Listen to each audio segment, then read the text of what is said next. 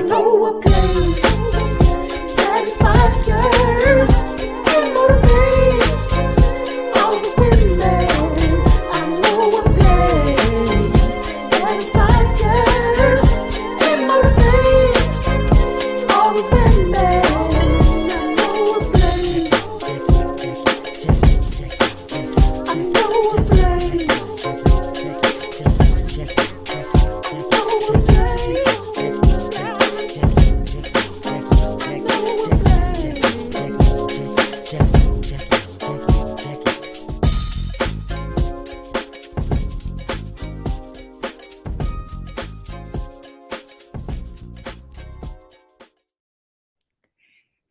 Hello, good evening, and welcome to Motivational Monday with me, your girl, Jackie O.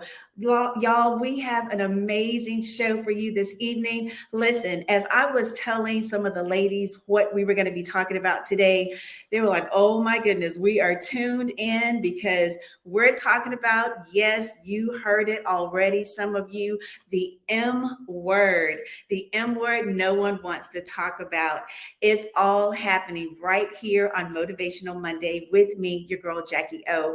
So we are super excited. Y'all, thank you so much for tuning in on this evening. Go ahead and let us know, excuse me, where you are tuning in from. Put it in the chat section. Let us know where you're tuning in from. If you have any questions, if you have any comments, you guys can also go ahead and drop them in the comment section on this evening.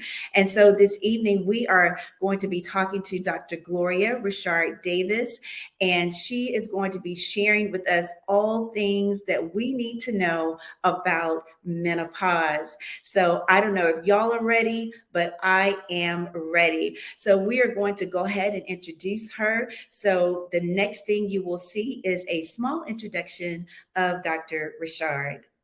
I'm Dr. Gloria Richard-Davis. I'm a fertility specialist. I also specialize in perimenopause, menopausal care, along with other women health specialty at UMS. Great. From the beginning of treatment, the information that I gather from the patient is really used to develop a management plan that is compassionate, patient-centered, and comprehensive.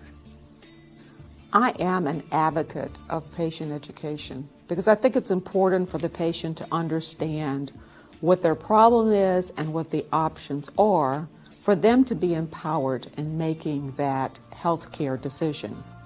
I work with them as a partner in educating them and then listening to what they really want and how do we get to that endpoint that they want.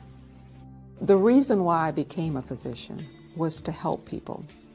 But we get as much gratification from taking care of patients as the patients do in receiving care. And it always amazes me how much it really means to me to do a good job with my patients and to feel like we've done everything possible for them at the end of those visits. Dr. Gloria Richard-Davis currently serves as Executive Director for the Division of Diversity, Equity, and Inclusion, DDEI. She is the Director of Reproductive Endocrinology and Infertility in the Department of Obstetrics and Gynecology, and has been the Medical Director at the University of Arkansas Medical Sciences since 2013. As Executive Director for DDEI, she works directly with leadership at UAMS across 5 professional colleges and graduate studies, statewide and nationally, with a focus on increasing diversity in our workplace, creating a more inclusive environment, and elimination of health disparities in quest of health equity. As Division Director, she developed a comprehensive full-service fertility service from inception. Dr. Richard-Davis has extensive experience and is board certified in both reproductive endocrinology and infertility and obstetrics and gynecology. Dr. Richard-Davis is an oral board examiner for the American Board of Obstetrics and Gynecology. She has served and currently serves in leadership positions in numerous professional organizations. Her many years of research and active interest include health disparities, menopausal health, breast cancer in women of color, female sexual dysfunction, uterine fibroids, ovulation induction, reproduction endocrine disruptors, and assisted reproductive technologies. Most recently, she led the development of UAMS culinary medicine program utilizing the food as medicine curriculum, providing education to health professionals, community education, and research. Please help us welcome to our virtual stage, Dr. Gloria Richard-Davis. All right. Are y'all ready? Are you ready? Let's welcome Dr. Gloria Richard-Davis.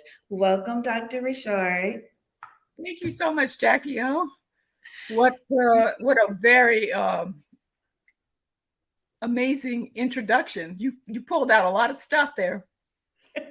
Well, thank you, ma'am. Thank you. And again, it is such an honor, and thank you for taking time out of your schedule on this evening to visit with us and to share with us about that M word that we're talking about. Let me tell you, it is so much around the word menopause that I think we do not know. So I am really ready for us just to dive in and learn some more information just about that M word. Absolutely. Because it tends to be something that we kind of push to the back. Mm-hmm. But I do believe that women are now opening up and discussing it more. So I'm really happy to have this conversation. Yes, ma'am. Well, we're going to dive right into it. And the first question is, what is menopause? For those that may not know, what is it? So, by definition, menopause means that a woman has stopped having menstrual cycles for at least 12 months. So we talk about perimenopause, which is that it may be 5 to 10 years preceding that, and then that year with no cycle, and then you are postmenopause, right?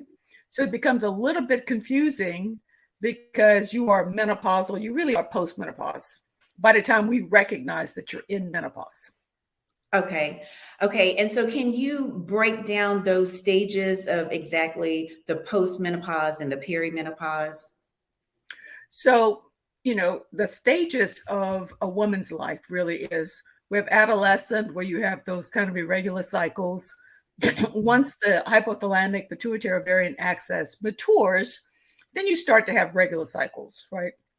For most women.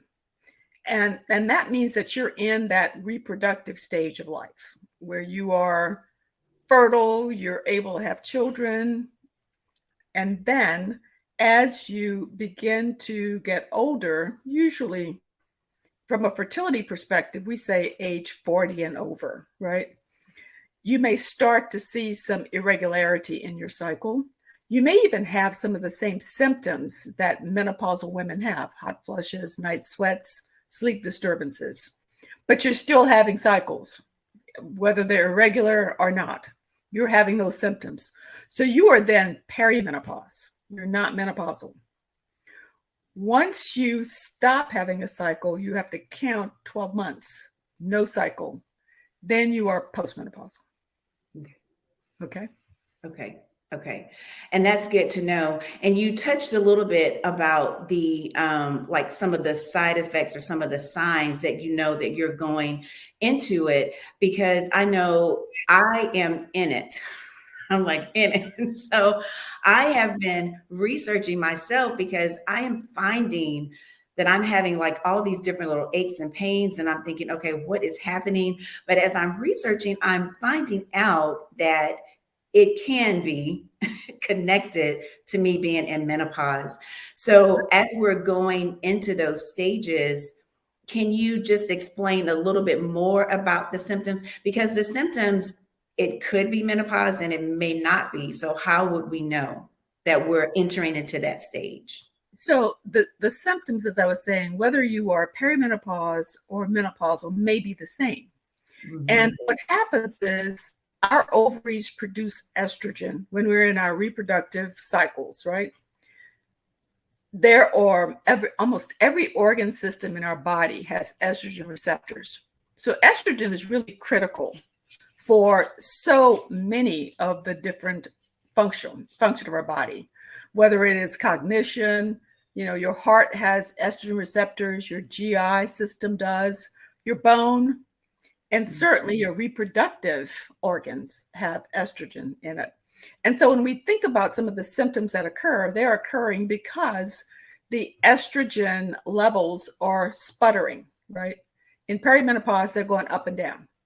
And you're actually more symptomatic during that period of time because of those swings. So you have more hot flushes, night sweats, sleep disturbances. You might have that, what some of our patients describe as brain fog, right?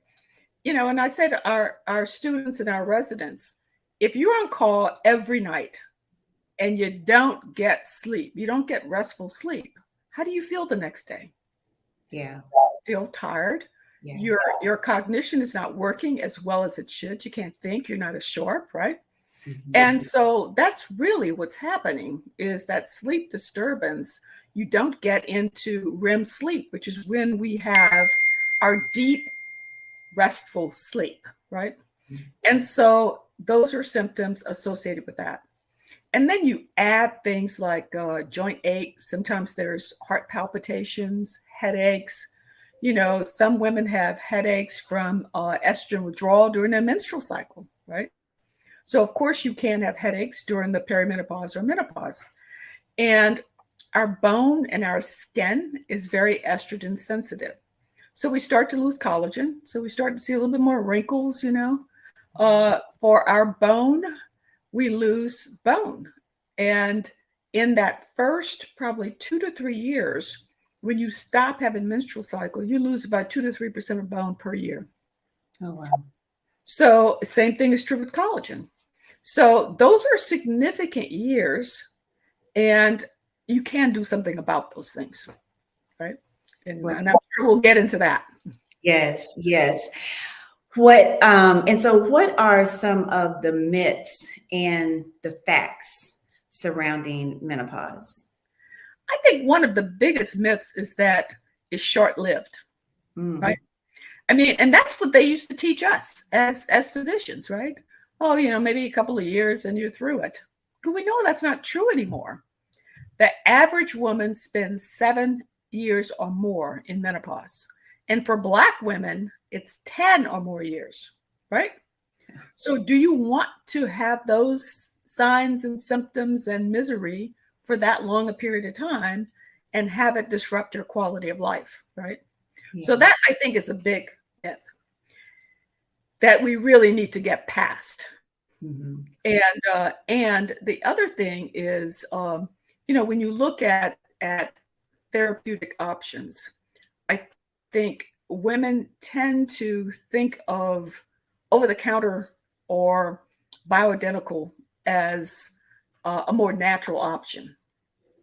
That's not true, because most of our pharmaceutical grade medications are plant-derived,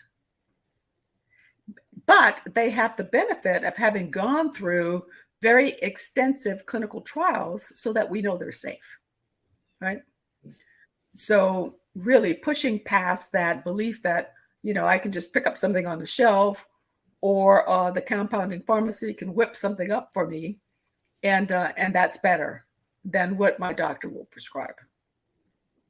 That's really good that you brought that up, because, a lot of people, including myself, want to go the natural way, the natural route. And we hear, okay, do this, do that, and not just what you said, get the medicine that has been approved for us. And so that's really good to know, because we may be doing our own selves a disjustice by taking things that's really not helping us and have not been FDA approved. Absolutely. May not be helping you, and in some cases may be harming you. A lot of women are totally paralyzed by the fear of breast cancer, but yet they're willing to have pellets and injectables where their estrogen levels are tremendously higher than what they are from prescribed medications. So you have to think about all those things. Right. Yes, that's so good to know. And we know that there is a stigma, but as you stated earlier, that's really kind of going away. We're more open to, talking about menopause and learning about it. But what was the stigma behind it? And why was it kind of like a hush hush type of thing?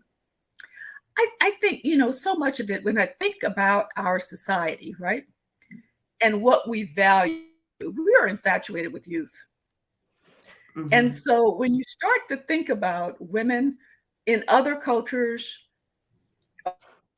Asian, African, they value wisdom, right, and aging. They have ceremonies, right, for women as they transition into menopause, because they really feel like, oh, wow, this is like, a new chapter has opened for them. But in our society, we're so really hell-bent on maintaining youth. It's kind of like that Ponce de Leon, right? Searching for that fountain of youth. Yeah. And we really need to recognize and push past that and begin to embrace who we are as we age. And as long as you're having good quality of life, right? Mhm. You feel good, you look good. If you're healthy, you eat healthy, you exercise, then you'll have a better quality of life, longer life, greater longevity. And so Yeah. I think that's really part of what we need to come into, accepting. Right. So accepting and embracing that, Absolutely. listen, this is going to happen. It's a part of life. Let's- Yeah. And it doesn't have to be like my husband will say to me, well, why do you still color your hair? I color my hair because I like it that way. Okay. Right.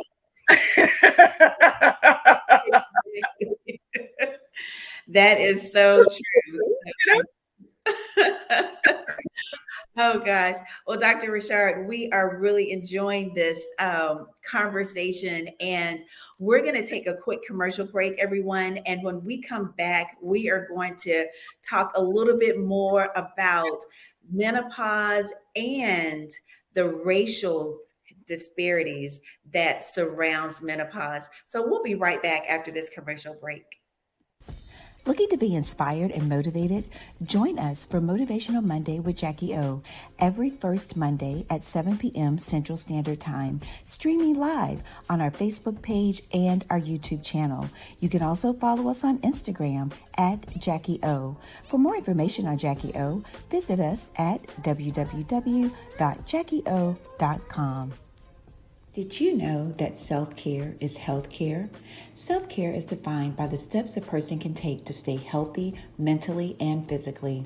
Especially for women, self-care can often take a back seat to caring for everyone else around them. Knowing that maintaining your health and well-being is the only way you'll have the capacity to care for others can be the first step in your own self-care routine. Don't know where to start on your self-care journey?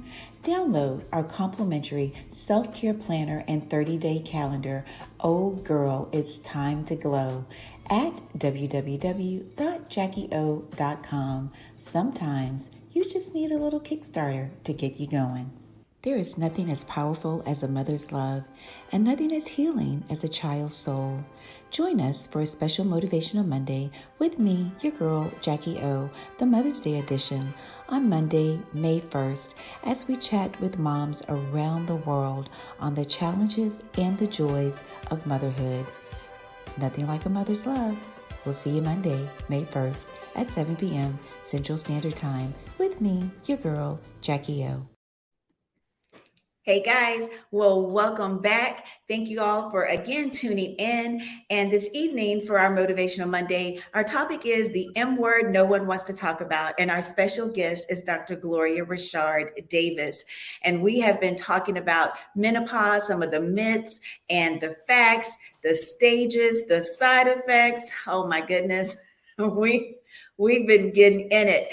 But this part of the show, we want to talk a little bit more about the disparities, the racial disparities that we see when it comes to menopause. So, Dr. Richard, we know that, we need to advocate for our own health and see our doctors and our gynecologists when we're going through menopause and just in general for our health.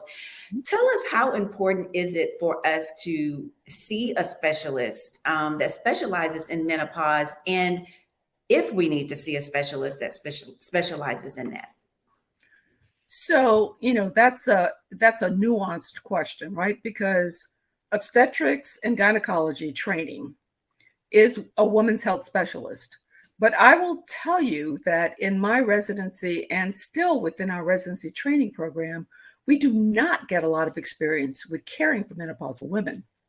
We are largely taking care of reproductive age women. Obstetrics really dominates the field, right? And so when you start to seek care, you really do need to identify whether or not your provider is well versed in menopausal care. Now, there are some, general OBGYN who have gone the additional mile and have done certification training in menopause.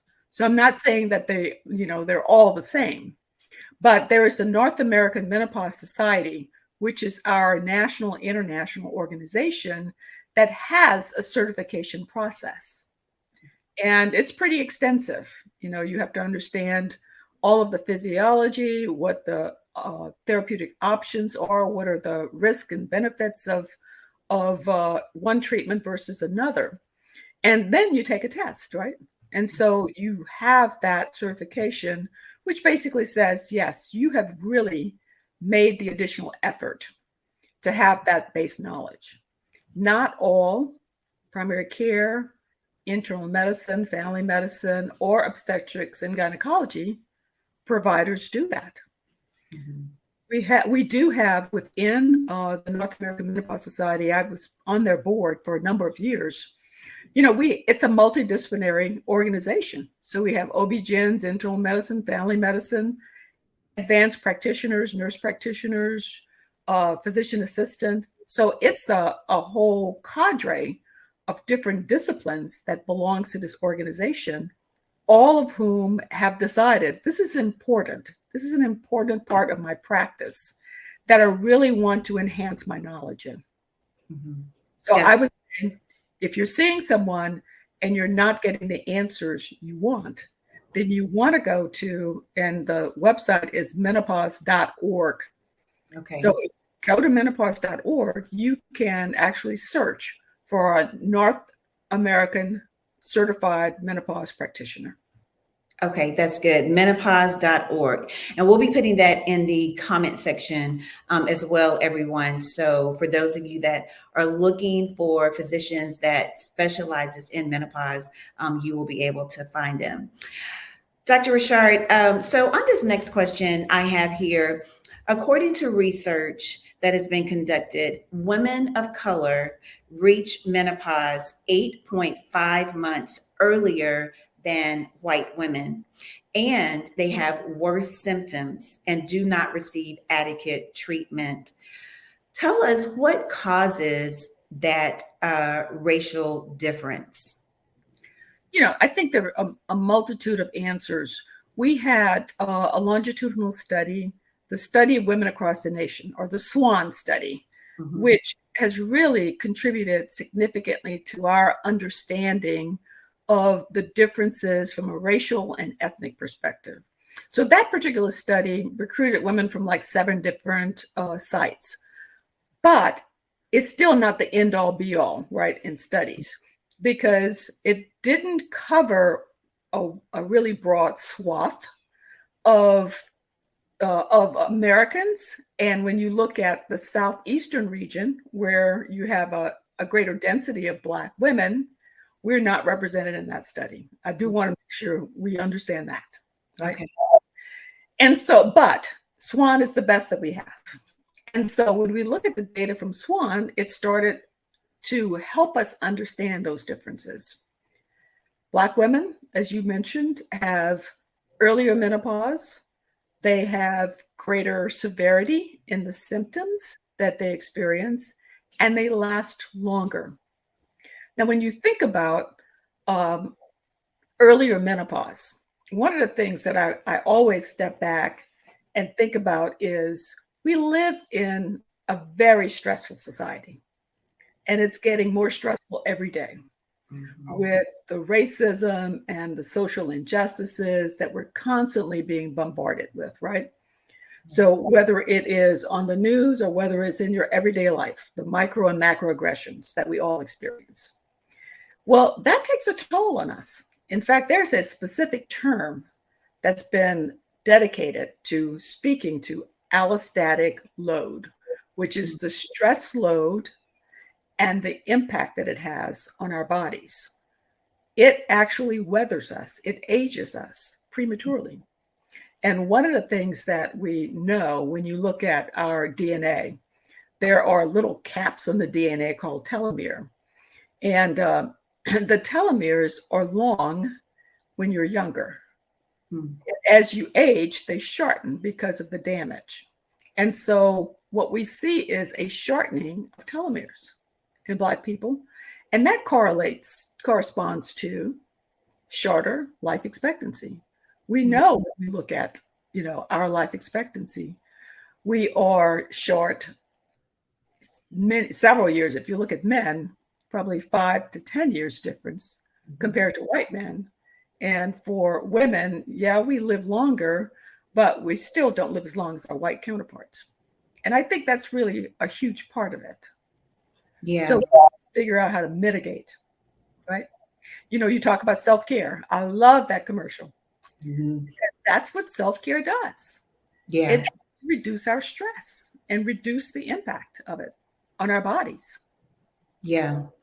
Yeah. And when you talked about that, I thought about the stress that it causes on our bodies, but how, in addition to self-care, we're taking care of ourselves, what other things can we do to have adequate care as we're going through menopause?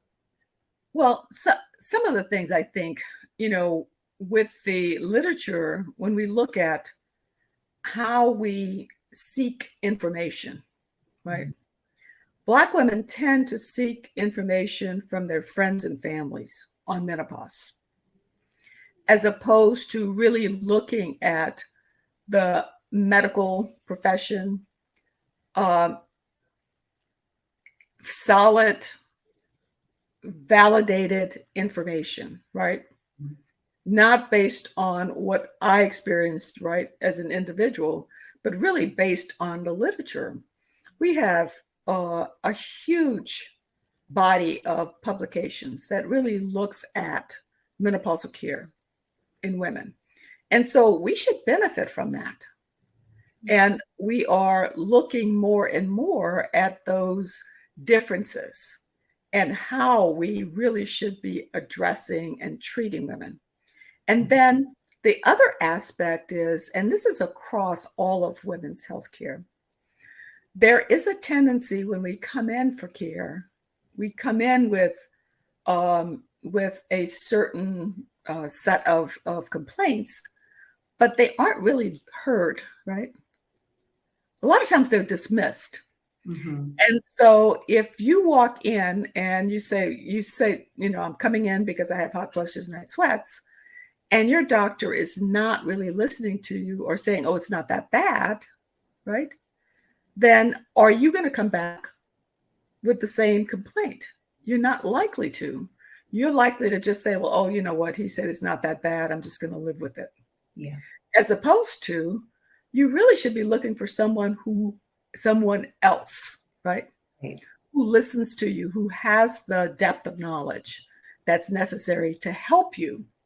And I'm not saying that all women need a prescription, but you need to be heard and you need to understand what those symptoms, what the impact those symptoms are having on your body, and not just the disturbances, but long-term sequelae.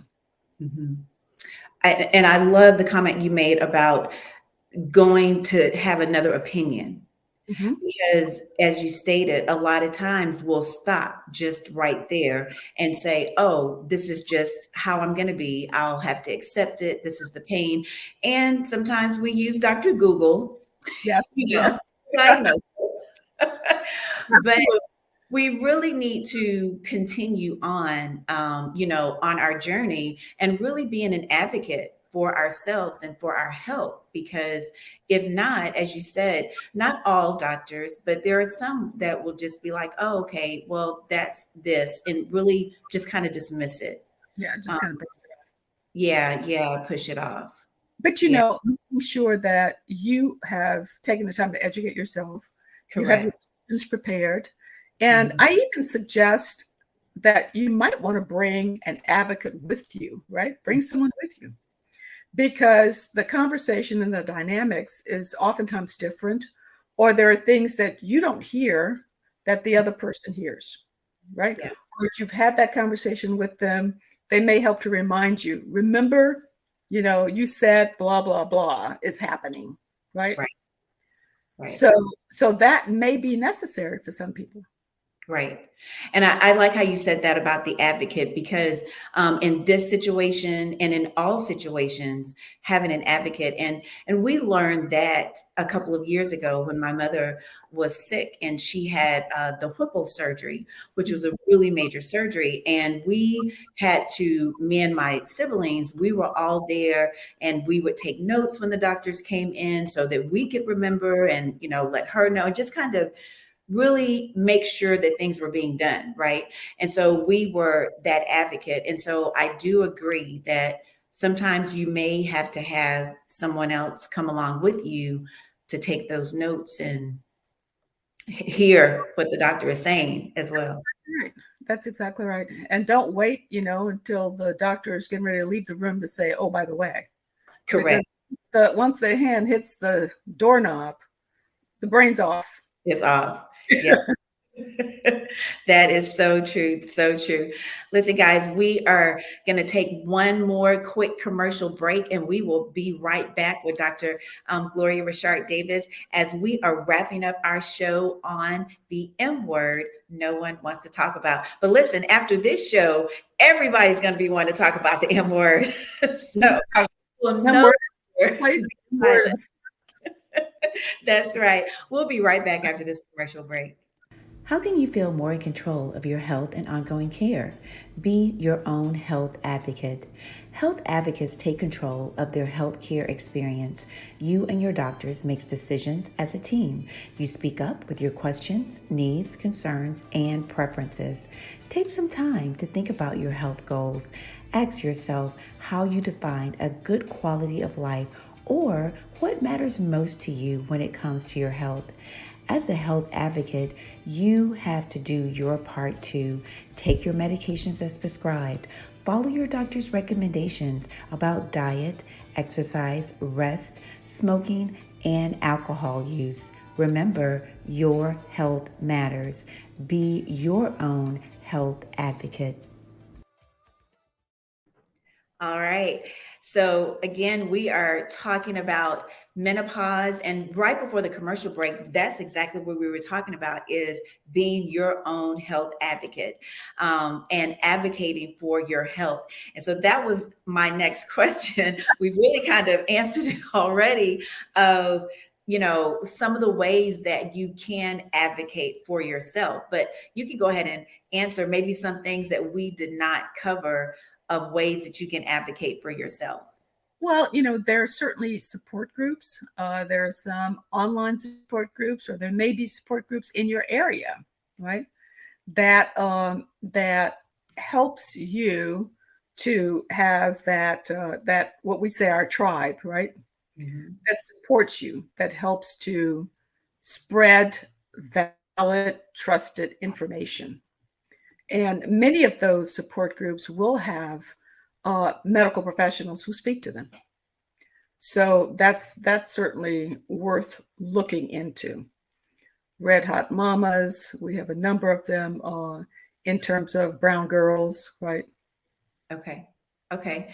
And so what we can do, Dr. Richard, if you don't mind, you can just kind of give us some of those names of those support groups that we can definitely add to our caption. So those that are looking for support groups like that, they are able to reach out and get the help that they need. As we're wrapping up, what is something that you would just like to leave with our viewing audience on this evening? I think one of the things is there may not be a specialist in your area, because we have women living in rural area. We're all over the country. And we are now in a digital world, right? So you can reach a specialist no matter where you live, as long as you have a telephone, right? Because you can have a telehealth visit. And there are a number of organizations. I know that My Alloy has all NAM certified practitioners within their group, right? So you can reach out if you're not getting the care, if you don't have access to the care. Look towards some of those resources to get the care that you need. Okay. You have to settle. That's right. So y'all do not settle. Continue to, because we all know if there's something going on with our bodies too.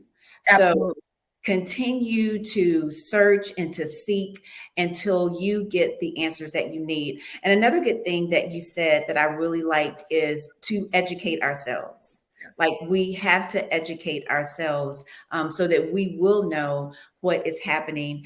And another great takeaway is don't just get the opinions of your family, of Dr. Google, but talk to a specialist and so you can get the proper information that you need for you, because each one of us are different. Our bodies are made up different. So what works for you may not work for me.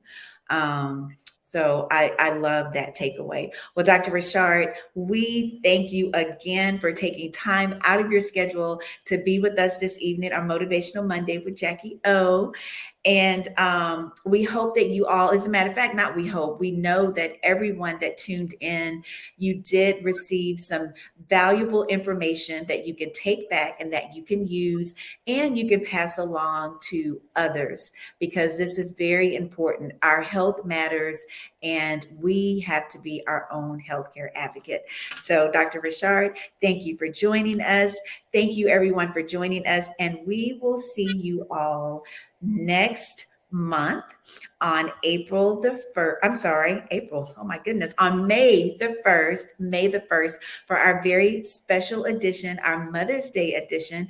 We're going to be talking to 5 mothers from around the world on their joys and their challenges of being a mom. So you don't want to miss that show. So we'll see you on next month, May the 1st, for Motivational Monday with me, your girl, Jackie O.